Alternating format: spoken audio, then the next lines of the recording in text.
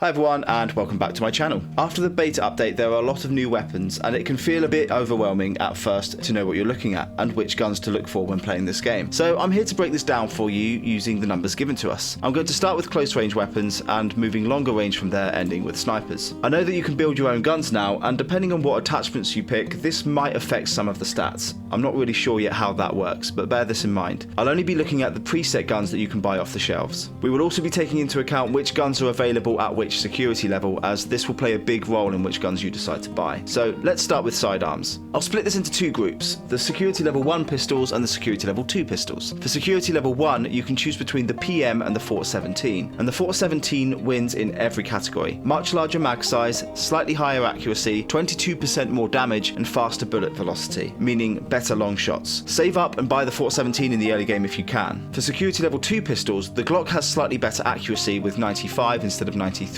and it has a rate of fire of a staggering 800. The M9 has a standard fire rate of 180, which is the same for all semi-automatic guns. Where the M9 shines, however, is a whopping 30% extra damage and 17% higher bullet velocity. The M9 will definitely make for a better time in long-range skirmishes. If you're a fan of the Glock's full auto feature, then that's up to you, but I would advise buying the M9 for most people. So for shotguns, we only have two options. We have the IZH-27 and the Saiga? I'm just reminded of the old Sega.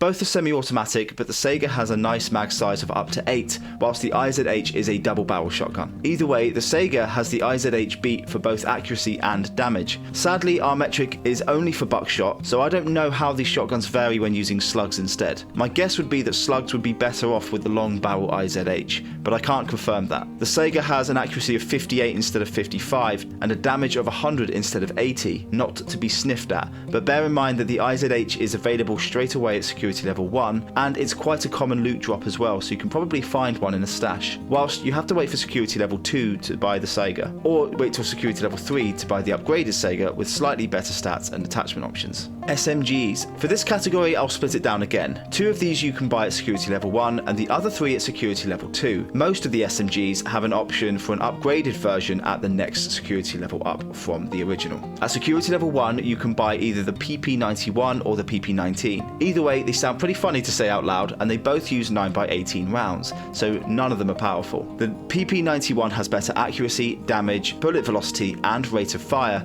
leaving the PP19 in the dirt. For your options at security level 2 you can buy the PP19 Vitiaz model, I hope I've said that right, the MP9 or the AKS-74U. The Vitiaz and the MP9 both use 9x19 rounds with the same damage, but the MP9 has the Vitiaz beat on accuracy, velocity and rate of fire.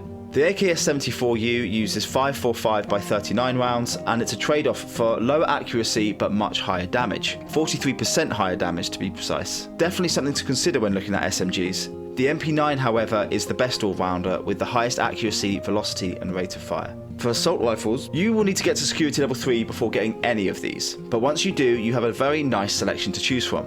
I'll start by comparing similar models, then I'll give an overall opinion. First we'll compare the M4 and the G36. They both use the same NATO rounds and have the exact same damage, but the G36 boasts better accuracy and velocity, whilst the M4 has a better rate of fire. Of these two, I'd choose the G36 because I don't think the rate of fire is that important. For the AKs, I will compare the AKM and the AK-74. These both take different ammunition but have the same rate of fire. The AK-74 is more accurate and has higher bullet velocity, so this will be your better choice for long range fights, whilst the AKM has 20% more damage. Of the two, I'd still say the AK-74 would be my choice. For the 9x39 round assault rifles, we'll look at the Groza and the AS Val. The Groza has higher accuracy and velocity, whilst the AS Val does more damage and has a staggering rate of fire of 900 rounds per minute, the same as the MP9. One thing to consider, however, is that the AS Val requires security level 4, whilst the Groza can be bought at security level 3. Of these two, I would choose the Groza as I can get it earlier and it is still more accurate. Out of all 6 of these ARs, I'd say my favourite is either the G36 or the Groza, but honestly, any of these 6 will absolutely do a fantastic job for you, so just pick your favourite. Snipers. Lastly, we'll look at the snipers. For accuracy, we can see that the VSS Vincennes wins, with an accuracy of 97, the highest accuracy rating in the game. However, for damage, the SVD and the SR25 are both on nearly double the VSS, jumping from 77 up to a whopping 150. The SVD and SR25 are the two most comparable here, with similar stats. However, the SR25 is considerably more accurate, jumping from 82 to 91, but for bullet velocity, the SVD wins just slightly with 287 over the SR25's 271. Speaking of bullet velocity, we have a winner. The SKS has the highest bullet velocity in the game, with a mega 715 meters per second. This, combined with an incredible accuracy of 95,